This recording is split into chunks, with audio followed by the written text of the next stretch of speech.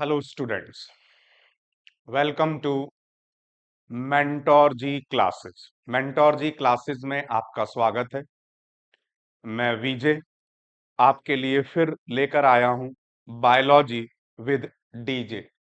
Biology को आसान करने के लिए चलिए शुरुआत करते हैं एक नई क्लास की। प्रीवियस क्लास में हमने पढ़ा कि किस तरीके से डबल सर्कुलेटरी सिस्टम कैसे फ्लो चार्ट की फॉर्म में आप शो कर सकते हैं।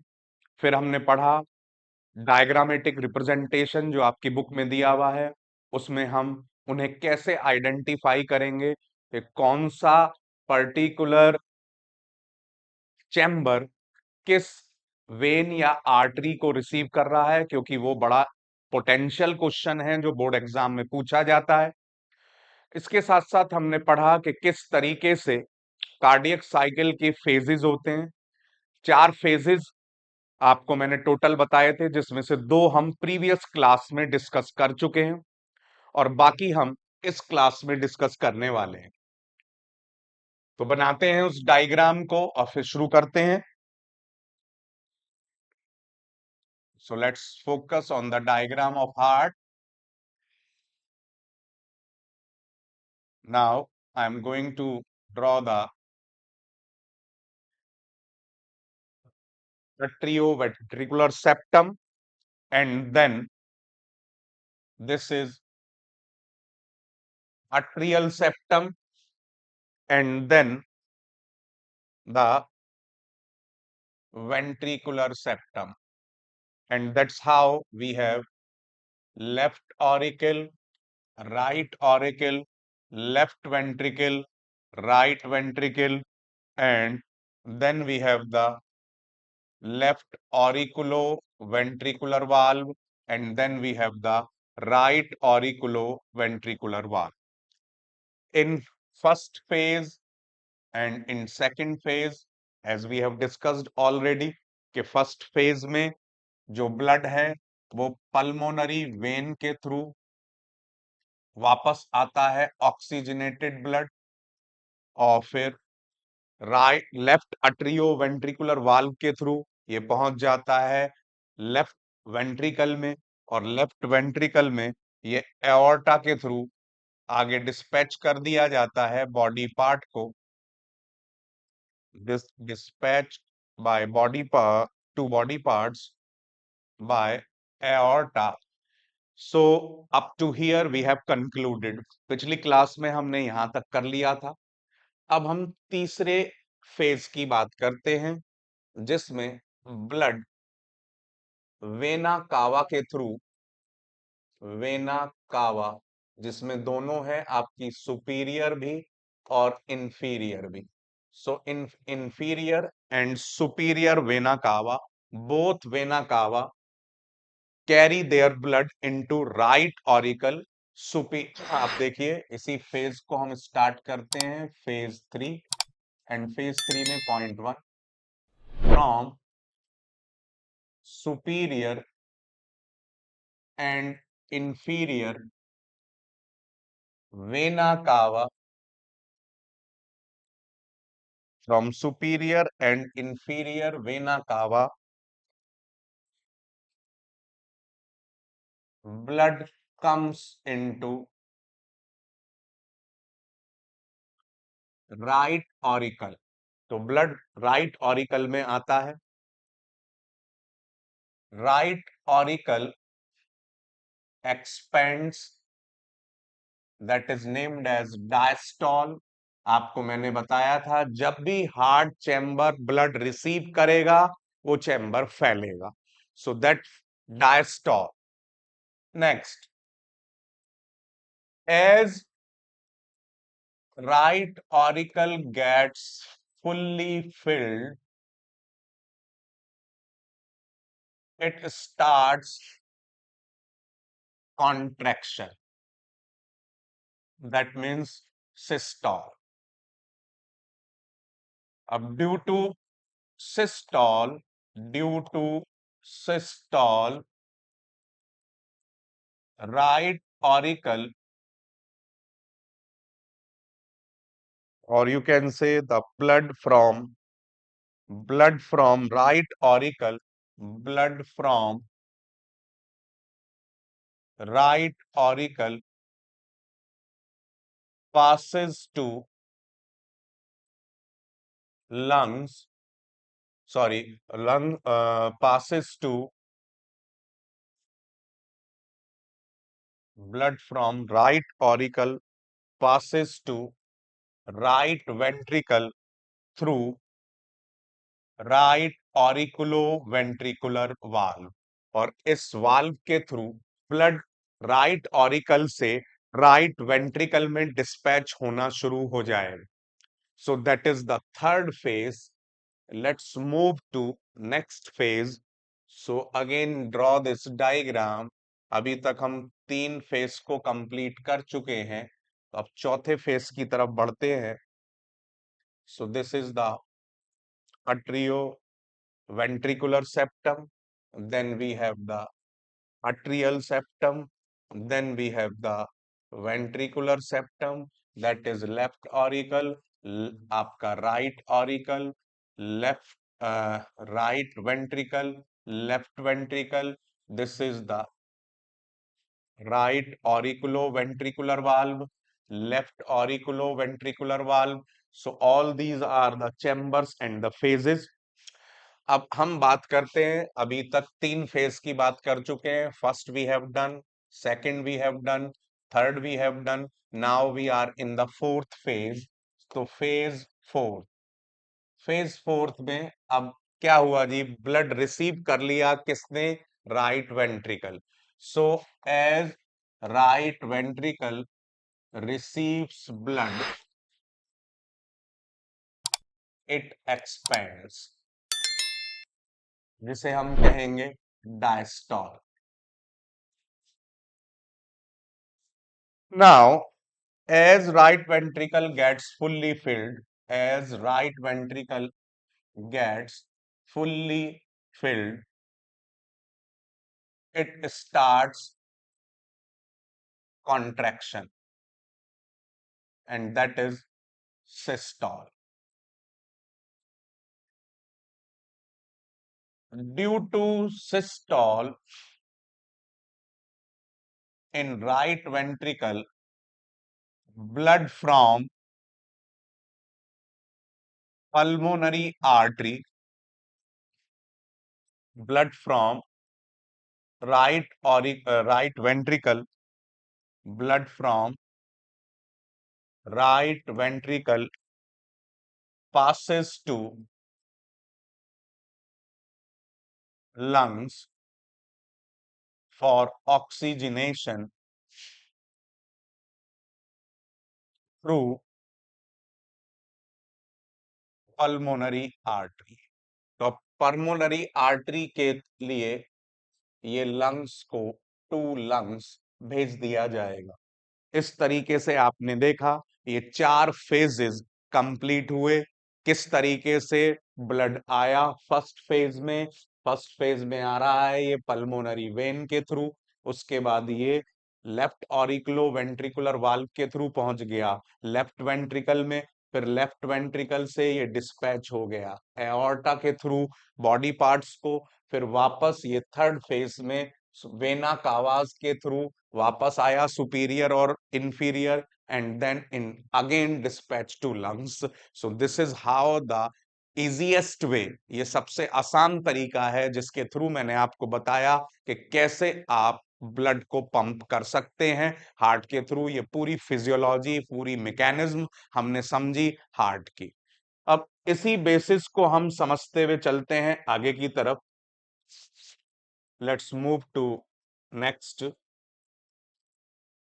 अब इस नेक्स्ट पॉइंट को समझते हैं और अब हम डायग्रामेटिक रिप्रेजेंटेशन की तरफ चलते हैं.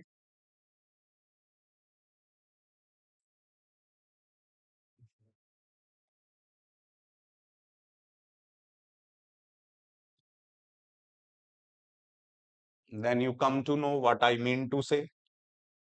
जो आपको बुक में दिया हुआ है उसके बेसिस पर अब इसको फोकस करते हैं. देखिए जो भी हमने पढ़ा वो सारा आपके पास बुक में इसी तरीके से कनेक्टेड है। देखिए, the heart is a muscular organ which as big as our fist, already we have done, because both oxygen and carbon dioxide have to be transported by the blood, ये भी आप जानते हैं। The heart has different chambers to prevent the oxygen rich blood from mixing with the blood containing carbon dioxide। ये आपको मैंने बताया था कि लेफ्ट साइड पर सारा हमारा ऑक्सीजनेटेड ब्लड है और राइट साइड पर डीऑक्सीजनेटेड ब्लड है। और फोर चैम्बर हार्ट की क्वालिटी यही है कि there is total separation of oxygenated and deoxygenated blood.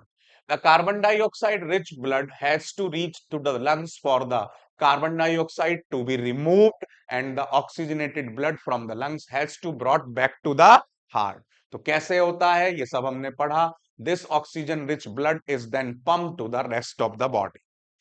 When we follow this process step one by step, oxygen rich blood from lungs comes to the thin walled upper chamber of the heart on the left, that is left atrium। और left atrium में कौन blood लेकर आता है ये मैंने आपको अच्छे तरीके से बताया, पल्मोनरी वेन। तो पल्मोनरी वेन लेफ्ट अट्रियम में ब्लड लेकर आती है लंग से। द लेफ्ट अट्रियम रिलैक्सेस, देखिए वही बात आ गई, लेफ्ट अट्रियम जब ब्लड रिसीव करेगा तो वो रिलैक्स करेगा, that means diastole. When it collecting this blood it then contracts, फिर इसके अंदर कॉन्ट्रैक्शन होगा और ये नेक्स्ट चैम्बर यानी कि लेफ्ट वेंट्रिकल में उस ब्लड को फॉरवर्ड कर देगा।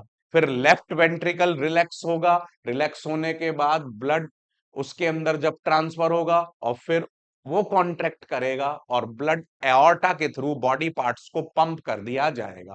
Then deoxygenated blood from the upper and lower body parts right atrium में वेना कावास के थ्रू आएगा। जैसे ही वो वेना कावा में पहुंचेगा तो वेना कावा में रिलैक्सेशन होगा, दैट मींस डायस्टॉल, और उस रिलैक्सेशन की वजह से राइट अट्रियम पूरी तरीके से ब्लड से फिल्ड हो जाएगा। फिर राइट अट्रियम कॉन्ट्रैक्ट करेगा जिसे हम कहते हैं आपका सिस्टोल, और राइट अट्रियम से राइट वेंट्रिकल के अंदर जो आपका ब्लड है वो ट्रांसफर हो जाएगा और फिर राइट एट्रियम से ये राइट वेंट्रिकल से ये ब्लड फिर पल्मोनरी आर्टरी के थ्रू पंप कर दिया जाएगा ऑक्सीजनेशन के लिए लंग्स को।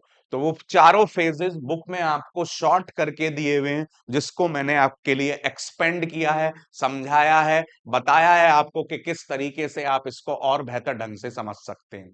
अब इसमें लास्ट में एक बड़ा इंपॉर्टेंट पॉइंट डिस्कस किया हुआ है जो बड़ा पोटेंशियल क्वेश्चन है 1 मार्क के लिए। देखिए दैट इज हियर के since ventricles have to pump blood into various organs they have thicker muscular wall than atria. ये एक बड़ा कॉमन क्वेश्चन है कि वेंट्रिकल्स की वाल्स मस्कुलर ज्यादा होती हैं ऑरिकल्स से, तो उसके पीछे रीजन है कि वेंट्रिकल्स की वाल्व्स इसलिए मस्कुलर है, वेंट्रिकल्स को पंप करना होता है अगेंस्ट द ग्रेविटी ब्रेन को, लंग्स को, और towards the most distant place from the our body, हमारे शरीर में सबसे दूर का पैर का अंगूठा, उंगली, यहां तक ब्लड को पंप करना पड़ता है। तो इसलिए उसमें ताकत होनी जरूरी है, और ताकत कौन देता है? मसल्स। इसीलिए वेंट्रिकल्स के अंदर मस्कुलर पावर, मस्कुलर इफेक्ट ज्यादा होता है अगर हम कंपेयर करें अट्रिया से। इस ये एक आपका एमसीक्यू क्वेश्चन हो गया। दूसरा देखिए, दूसरा एमसीक्यू क्वेश्चन जो बड़ा इंपॉर्टेंट है 1 नंबर के लिए, ये वाल्व्स वाला। वाल्व्स दैट जो कि ब्लड के बैक फ्लो को कंट्रोल करते हैं। वाल्व्स क्या करते हैं? ब्लड के बैक फ्लो को कंट्रोल करते हैं। अगर वाल्व्स अभी जैसे आपने पढ़ा कि जो राइट ऑरिकुलर और वेंट्रिकुलर वाल्व हैं उनका काम है ऑरिकल से वेंट्रिकल्स में ब्लड को पंप करना। उल्टा काम कभी नहीं हो सकता, वेंट्रिकल से ब्लड कभी भी ऑरिकल्स की तरफ यानी कि बैकफ्लो कभी नहीं हो सकता। So these are two potential questions which you have to learn a very comparatively, बहुत अच्छे तरीके से इसको ध्यान में रखना है आपको। दोनों ही 1 नंबर के बड़े अच्छे क्वेश्चंस है। तो ये पूरा हमने कार्डियक साइकिल को समझा। अब कार्डियक साइकिल के लिए एक चीज और आप बात ध्यान में रखेंगे कि कार्डियक साइकिल या one heart beat generally that is average value जो है इसकी that is 72 times per minute, यानी कि 1 मिनट में 72 बार ये पूरा डबल सर्कुलेशन हो जाता है। तो अब आप समझ सकते हैं कि कितनी जबरदस्त तरीके से हमारा हार्ट वर्क करता है। एक कार्डियक साइकिल की जो वैल्यू है दैट इज 0.85 सेकेंड। 0.85 सेकेंड में एक पूरा चक्कर, यानी कि हार्ट से ब्लड का लंग्स में जाना, फिर लंग्स से वापस हार्ट में आना, फिर हार्ट से बॉडी पार्ट्स में जाना, फिर बॉडी पार्ट से हार्ट में आना, that double circulation forms one cardiac cycle. तो उस वन कार्डियक साइकिल में कितना समय लग रहा है? 0.85 सेकेंड। और ऐसा लगभग 70 से 75 बार 1 मिनट के अंदर होता है, जिसकी एवरेज वैल्यू मैंने आपको बताई है 72 टाइम्स। और जिसको हम अपनी पल्स के थ्रू, ये आप डॉक्टर जब भी आप जाते हैं तो यहां पर हाथ रखकर चेक करता है। आप भी बच्चों अपने हाथ को इस तरीके से, दो उंगली को बिल्कुल कलाई के ऊपर रखेंगे तो आपको भी पल्सेशन महसूस होगा, आपको भी वो स्पर्ट, धक धक महसूस होगी, जिसके थ्रू डॉक्टर हमारे उस हार्ट बीट को चेक करता है और ऑब्जर्व करने की कोशिश करता है।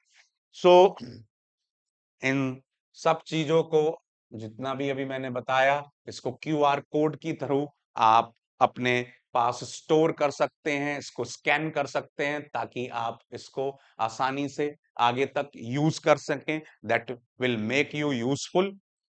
ठीक है, और शायद आपने स्कैन कर लिया होगा। अब आगे की बात करते हैं, नेक्स्ट टॉपिक डिस्कस करते हैं इसी तरीके से। अब देखिए, बड़ा इंपॉर्टेंट चीज है और वो है oxygen enters the blood in the lungs. अब ये बड़ा इंपॉर्टेंट टॉपिक है जो आपको बड़े अच्छे तरीके से ध्यान में रखना है और समझना है। देखिए जी, 3 तरीके से अब हम इस वैल्यू को डिवाइड करने वाले हैं। बड़े ध्यान से समझिए। सबसे पहला तो पोटेंशियल क्वेश्चन है कि लेफ्ट साइड और राइट साइड से क्या फायदा है ह्यूमन बींग्स को। लेफ्ट साइड और राइट साइड से क्या फायदा है ह्यूमन बींग्स को। देखिए जी, separation of right side and left side of the heart is useful to keep। अब ये क्वेश्चन है, पोटेंशियल क्वेश्चन है जो बोर्ड में पूछा जा सकता है। अब इसके पहला फायदा, first is to keep oxygenated and deoxygenated blood from mixing. That is the first benefit. So this is the first benefit. Second, दूसरे की बात करें हम, so that is the such separation allows a highly efficient supply of oxygen to body. इससे oxygen की supply बहुत बेहतर हो जाती है। दूसरा फायदा। तीसरे फायदे की तरफ चले हम तो यूजफुल फॉर एनिमल्स जिनकी हाई एनर्जी नीड्स होती है, जैसे कि बर्ड्स एंड मैमल्स, और कांस्टेंट बॉडी टेम्परेचर मेंटेन करने में ये हेल्प करता है। तो आप इसमें देखें तो 2 पॉइंट हो गए, एक तो आपका हाई एनर्जी नीड और दूसरा टेम्परेचर।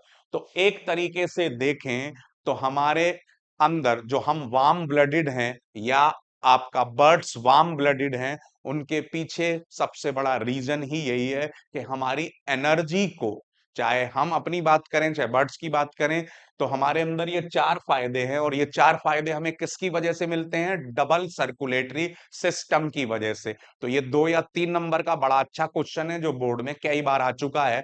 तो इसमें हमें क्या है, पहला फायदा तो ये हो गया, टोटल सेपरेशन हो गया, कोई मिक्सिंग नहीं है आपकी ऑक्सीजनेटेड और डीऑक्सीजनेटेड ब्लड की। दूसरा हो गया efficient supply of oxygen to our body parts. तीसरा हो गया एनर्जी में high, we have the high energy demand, so that energy demand is maintained by this double circulatory system. And fourth is the temperature maintenance। we are warm blooded, whatever the temperature outside, our body temperature remain constant। कितना भी temperature में fluctuation हो बाहर, लेकिन हमारा body temperature हमेशा 37 degree Celsius रहता है। So that's a very important potential question for board exam. I think you have understood well. Next बात करते हैं अब दूसरे तरीके कि अभी हमने एक तरीके के ऑर्गेनिज्म्स की बात करी है और वो है मैमल्स एंड बर्ड्स, जिनके अंदर क्या होता है, in mammals and birds we have four chambered heart and complete double circulation, और उसके सिग्निफिकेंस क्या है ये हमने पढ़े। अब नेक्स्ट आता है another very important point, and that is in animals that do not use energy for the purpose, the body temperature depends on the temperature in the environment. अब हम बात कर रहे हैं रेप्टाइल्स एंड एम्फीबियंस की। In reptiles and amphibians, there is three-chambered heart. Heart is three-chambered. अब यहां पर इनकम्प्लीट डबल सर्कुलेशन होता है, incomplete double circulation, double circulation. अब बात को समझिए, व्हाट आई मीन टू से, क्या मैं कहना चाहता हूं। देखिए जी, कि हमने सपोज कीजिए ये हार्ट बनाया,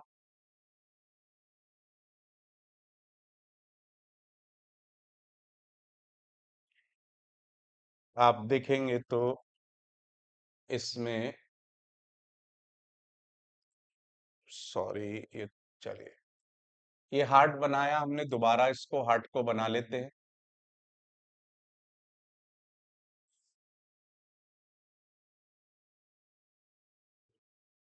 तो हार्ट में ये हम बात कर रहे हैं किसकी, एम्फीबियंस एंड रेप्टाइल्स की।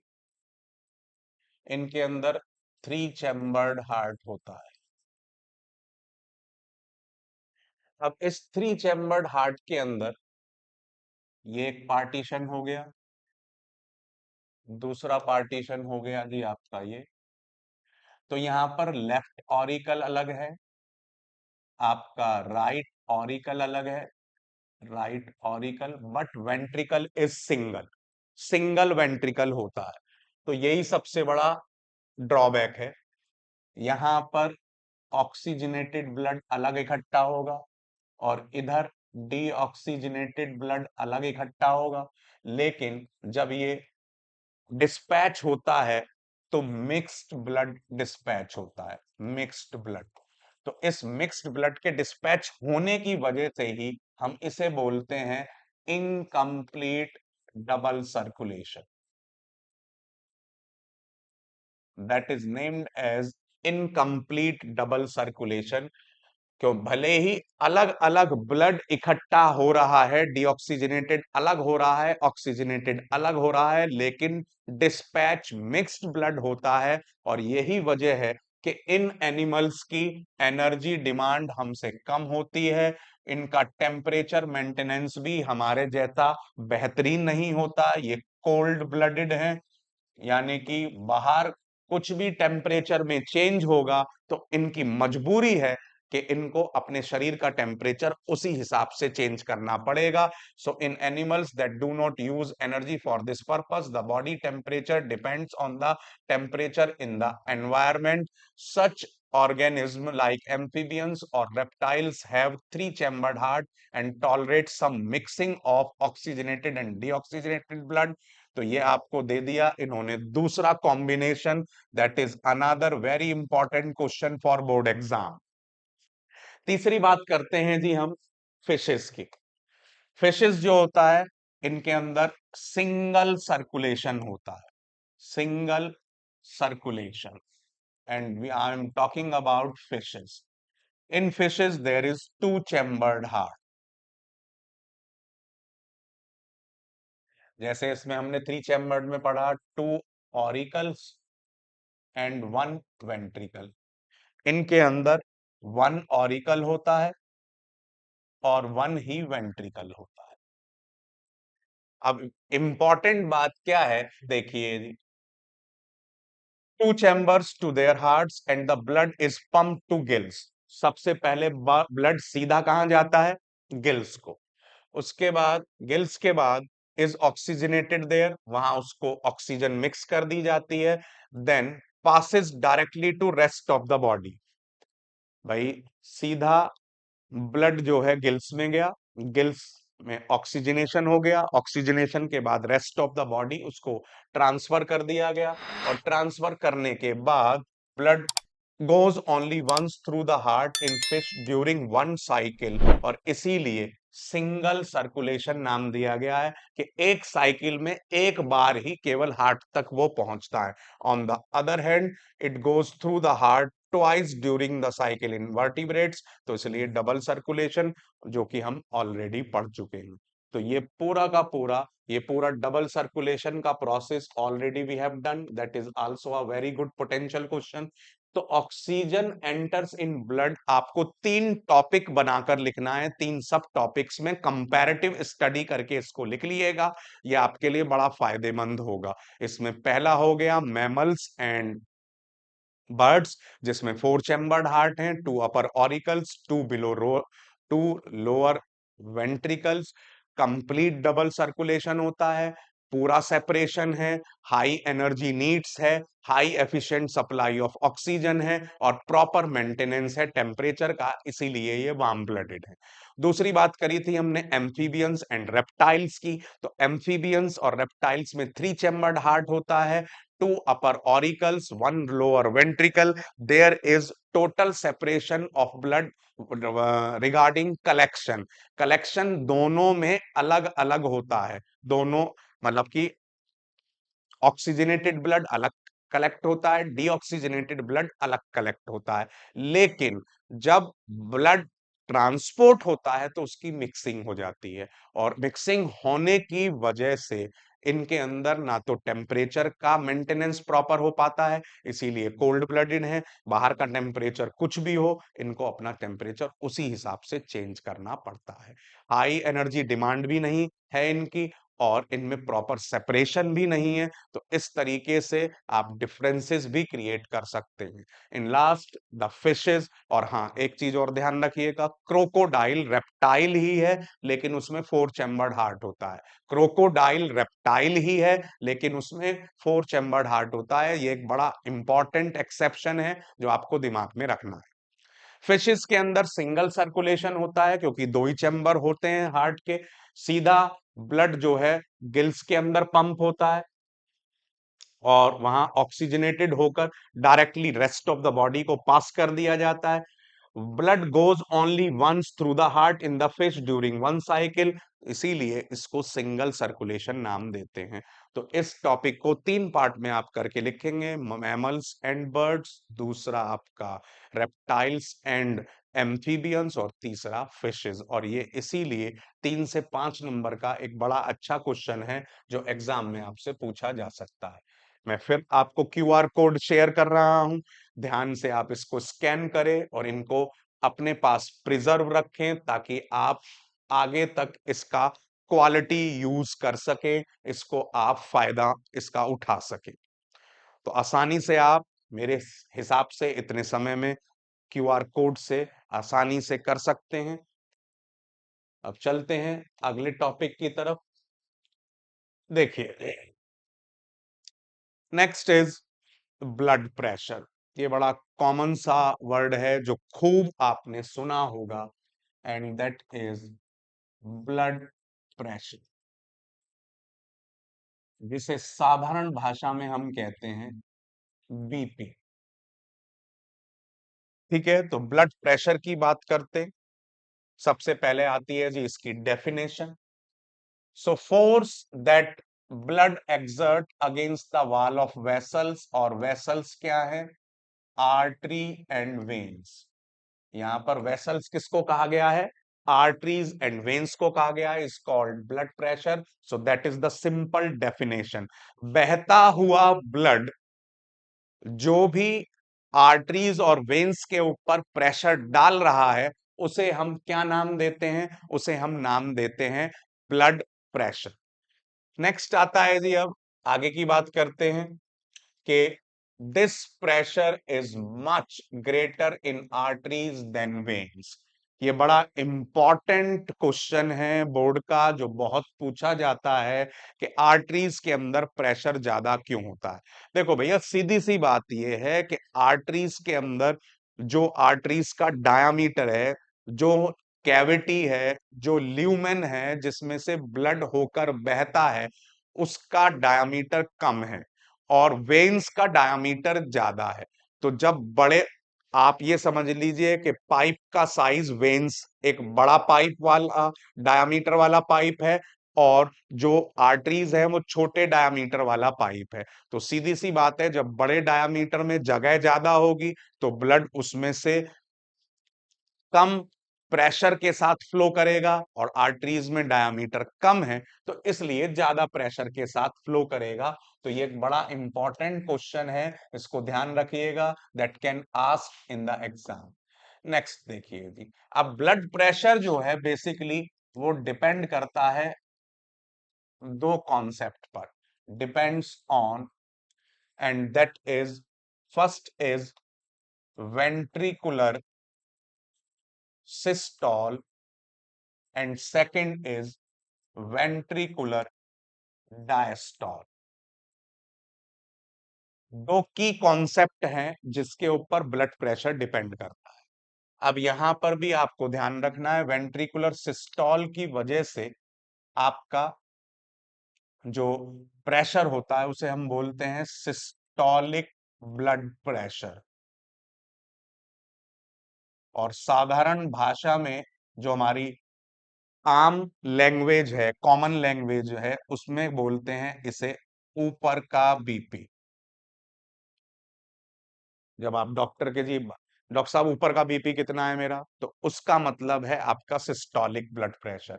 इसी तरीके से डायस्टोल की वजह से होता है diastolic blood pressure, blood pressure, and that diastolic blood pressure is said नीचे का बीपी, नीचे का बीपी। अब जो नॉर्मल रेंज होती है इस बीपी की, वो हमारी होती है 120 mmHg। जो मरकरी है उसके राइज होने के बेसिस पर इसे मेजर किया जाता है, और जो ये नीचे का बीपी है that must be 80 mm of Hg। तो आप डॉक्टर के पर्चे पर देखेंगे तो आपको इस तरीके से लिखा हुआ मिलता है, ये 120/80 ऐसे डॉक्टर्स उसको लिख देते हैं। तो इस तरीके से ब्लड प्रेशर का ये मेंटेनेंस किया जाता है। सो यही बात आपको देखो यहां दे रखी है इन्होंने, इफ यू फोकस हियर, के the pressure of blood inside the artery during ventricular systole contraction is called systolic pressure, and the pressure in arteries during ventricular diastole, that means relaxation, that is named as diastolic pressure. तो जो अभी हमने ये discuss किया, अब बड़े ध्यान से सुनिएगा मेरी बात जो आपको मैं बताना चाह रहा हूं। बीपी नापने के लिए जो इंस्ट्रूमेंट होता है उसका नाम है स्फिग्मो,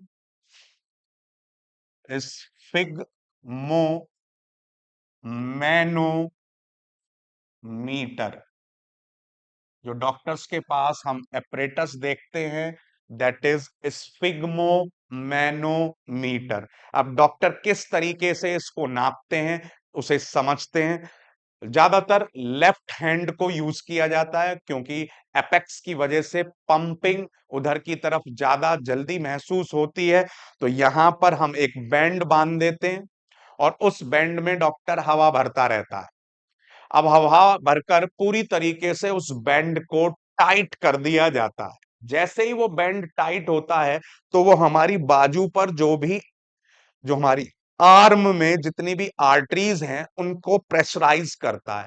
अब आपने न्यूटन्स थर्ड लॉ पढ़ा है कि जो भी प्रेशर पड़ता है उसके अगेंस्ट एक रिएक्शन फोर्स डेवलप होता है।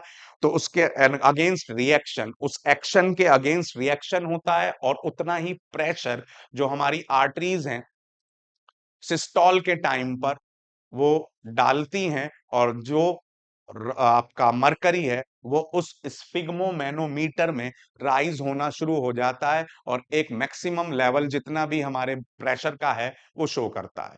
फिर हम उस नोजल में से डॉक्टर जो है उसकी हवा निकालना स्टार्ट कर देते हैं। तो जैसे जैसे हवा निकलती है आर्टरीज फैलती हैं, तो डायस्टॉल होता है और वो फिर डायस्टोलिक प्रेशर शो कर देता है और इस तरीके से प्रेशर को नापा जा सकता है। अब वेंट्रिकुलर, अब ये जो नॉर्मल रेंज अभी हमने पढ़ी 120/80, अब इससे दो स्थिति हैं। अगर ये कम है इससे, लोअर, और इससे ये हायर है, तो ये दो स्थिति बनती हैं। तो लोअर को हम कहते हैं, ये बन जाता है फिर लो बीपी। लो बीपी की शिकायत हो जाती है जिसे बोलते हैं हम हाइपोटेंशन। और अगर बीपी बढ़ जाता है तो दैट इज हाई बीपी, यानी कि आपका 120/80 से ज्यादा है तो that is high BP and that is named as hypertension. तो यही चीज आपको यहां पर दी हुई है, ध्यान से आप देखेंगे कि high blood pressure is also hypertension is caused by the constriction of arterioles which results in increase resistance to the blood flow. Blood flow में रुकावट ज्यादा आती है और वो हमारी आर्टरीज को रप्चर कर सकता है, इंटरनल ब्लीडिंग कर सकता है, और जिसको हम कहते हैं ब्लड हीमोरेज, जिसे ब्लड हेमरेज साधारण भाषा में बोला जाता है। तो ये कॉन्सिक्वेंस आपको बता दिए। तो ये सब पोटेंशियल क्वेश्चन है बोर्ड एग्जाम में। ये कुछ भी डायग्राम बनकर आपको इस तरीके की चीजें, केस बेस्ड क्वेश्चंस या आपका कॉम्पिटेंसी बेस्ड क्वेश्चंस कुछ भी बनाकर पूछे जा सकते हैं। ये हम लगातार, देखो मैं बीच बीच में आपको क्वेश्चंस का आउटपुट इसीलिए देता हूं बेटा, एग्जाम में हमें फॉलो करने हैं क्वेश्चंस। तो क्वेश्चंस के ऊपर अगर हमने ध्यान नहीं दिया तो ऑटोमेटिकली हम वीक रह जाएंगे और अपनी बात को सामने नहीं रख पाएंगे। तो इसलिए जितना भी हम पढ़ रहे हैं उसका हमें ये पता होना चाहिए कि उसका वैल्यू क्या है, किस तरीके से उसे करना है, उसको समझना और उसके ऊपर फोकस करना, that is very very important. तो अभी तक हमने ब्लड प्रेशर के बारे में समझा, ऑक्सीजन किस तरीके से एंटर होती है उसके बारे में समझा, और तीन स्टेप्स में समझा, उनके सिग्निफिकेंस समझे, हमने हार्ट के पर्टिकुलर फेजेस को पूरा कंप्लीट किया। तो अभी तक इस वीडियो में इतना कर पाए हैं हम। मैं फिर आपको इसका क्यूआर कोड शेयर कर रहा हूं ताकि आप इसको आसानी से आगे तक के लिए अपने यूज के लिए प्रिजर्व कर सकें। So scan this QR code that will help you to make your notes, to design your notes, to preserve them for future. I think this is enough time to scan this. Next is, अब आगे चलते हैं और अब हम बात करते हैं आपका ब्लड वेसल्स की। तो ब्लड वेसल्स जो हैं, ब्लड वेसल्स आपके तीन तरीके की हैं आपके शरीर में। blood vessels are of three type in your body. These are arteries, these are veins, and these are capillaries. So these are the three different type of vessels we have in our body. Arteries carry blood from heart to body parts, और इनमें सारे के सारे ये oxygenated blood carry करते हैं। केवल एक एक्सेप्शन है और वो मैं आपको बता ही चुका हूं, and that is pulmonary artery, जो कि डीऑक्सीजनेटेड ब्लड कैरी करती है। वेन्स में जस्ट उल्टा होगा। Veins carry deoxygenated blood from body parts to heart. Again, we have this exception also in this category, and that is pulmonary vein. That carry oxygenated blood, जैसे यहाँ पर pulmonary artery deoxygenated blood carry करती है, उसी तरीके से pulmonary vein oxygenated blood carry करती है। नेक्स्ट आता है जी आपका capillaries. Capillaries form interconnecting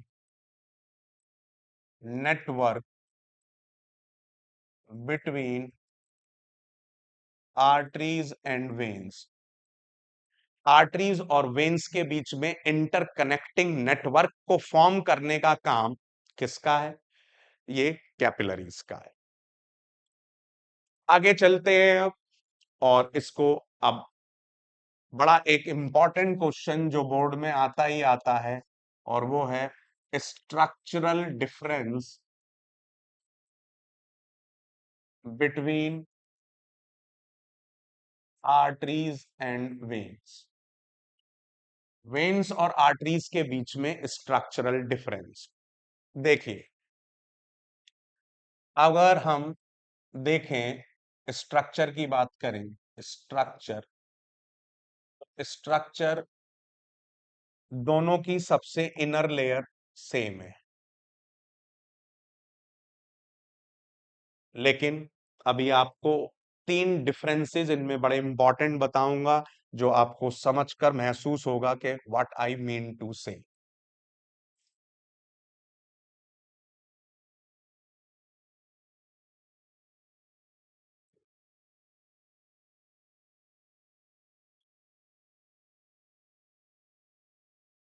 this is आपका ये वेन है, दैट इज वेन, और ये आर्टरी है। अब आप ध्यान से देखें तो ये बीच का हिस्सा कहलाता है ल्यूमेन, जिसके अंदर से ब्लड फ्लो करता है, तो ये ल्यूमेन है। तो आप देखें तो ल्यूमेन जो है वो इसकी नैरो है आर्टरी की, और यहां ल्यूमेन वाइडर है। Here the lumen is wider. Here lumen is narrow. Here lumen is wider. तो यही वजह है आर्टरीज के अंदर ब्लड प्रेशर जो होता है वो हाई होता है, और वेन्स के अंदर ब्लड प्रेशर लो होता है, क्योंकि रास्ता बड़ा है फ्लो होने का वेन्स के अंदर, और आर्टरीज के अंदर रास्ता छोटा है, जिसकी वजह से प्रेशर बढ़ जाता है। अब दूसरी सेकंड लेयर की आप बात करें तो second layer is muscular layer. Muscular layer, अब इस मस्कुलर लेयर की बात करें तो आर्टरीज में मोर मस्कुलर है, मोर मस्कुलर, और वेन्स में लेस मस्कुलर, लेस मस्कुलर। अब उसके पीछे रीजन आप समझ सकते हैं। अब यहां पर बीपी ज्यादा होने की वजह से, ब्लड प्रेशर ज्यादा होने की वजह से उस प्रेशर को झेलने के लिए ताकत भी चाहिए, तो इसीलिए जो आर्टरीज है उनकी सेकंड वाल मिडिल लेयर मस्कुलर लेयर बड़ी मजबूत होती है, बड़ी स्ट्रांग होती है, ताकि वो उस ब्लड प्रेशर को कॉपी कर सके, सॉरी बियर अप कर सके। तीसरी बात, वेन्स के अंदर वेन्स हैव वाल्व्स, वेन्स के अंदर वाल्व्स होते हैं to prevent backflow, to prevent backflow, ठीक है जी। But arteries don't have valves, arteries के अंदर वाल्व्स नहीं होते, क्योंकि इनके अंदर नो चांस ऑफ बैकफ्लो, क्योंकि बैकफ्लो का कोई चांस ही नहीं है, प्रेशर इतना ज्यादा होता है कि बैकफ्लो पॉसिबल ही नहीं है। लेकिन वेन्स में प्रेशर कम होने की वजह से ब्लड के वापस आने के चांसेस हैं, और उस वापस आने को रोकने के लिए वेन्स के अंदर वाल्व्स होते हैं, लेकिन आर्टरीज के अंदर वाल्व्स नहीं होते। तो ये आप अच्छे तरीके से समझ लीजिए, ये एक बड़ा पोटेंशियल क्वेश्चन है बोर्ड एग्जाम के लिए। तीन स्ट्रक्चरल डिफरेंसेस, गिनती नहीं है, इतनी बार बोर्ड में आ चुका है। पहला हो गया ल्यूमेन वाइडर आर्टरीज वेन्स के केस में, और नैरो आर्टरी के केस में, जिसकी वजह से ब्लड प्रेशर इंक्रीज हो जाता है वेन्स के अंदर डिक्रीज हो जाता है, आर्टरीज के अंदर इंक्रीज हो जाता है। बात करें दूसरी, उस प्रेशर को झेलने के लिए जो हाई ब्लड प्रेशर है, ब्लड फ्लो होने का आर्टरीज के अंदर, इसलिए मिडिल वाल मस्कुलर ज्यादा होती हैं और वेन्स के अंदर मिडिल वाल लेस मस्कुलर होती है। तीसरी बात अगर हम बात करें तो वेन्स के अंदर वाल्व्स होते हैं क्योंकि बैक फ्लो के चांसेस हैं, लेकिन आर्टरीज के अंदर वाल्व्स नहीं होते क्योंकि ब्लड प्रेशर ही इतना हाई होता है कि कोई बैक फ्लो के चांसेस नहीं है। इस क्लास में हम इतना ही रखेंगे बच्चों। अब मैं आपको क्यूआर कोड शेयर कर रहा हूं। इस क्यूआर कोड को आप स्कैन करके अपने लिए फायदेमंद नोट्स बना सकते हैं जो आगे तक आपके लिए प्रिजर्व रहेंगे। तो आप इस क्यूआर कोड के थ्रू इसको स्कैन कर सकते हैं और अपने सारे टॉपिक्स को अच्छे तरीके से लिख सकते हैं, समझते हैं। इसी तरीके से मेंटोर जी क्लासेस के साथ जुड़े रहिए, बायोलॉजी को आसान बनाते रहिए और वीजे के साथ बायोलॉजी का डीजे बजाते रहिए। अगली क्लास में मिलते हैं नए आपका टॉपिक के साथ। Good bye.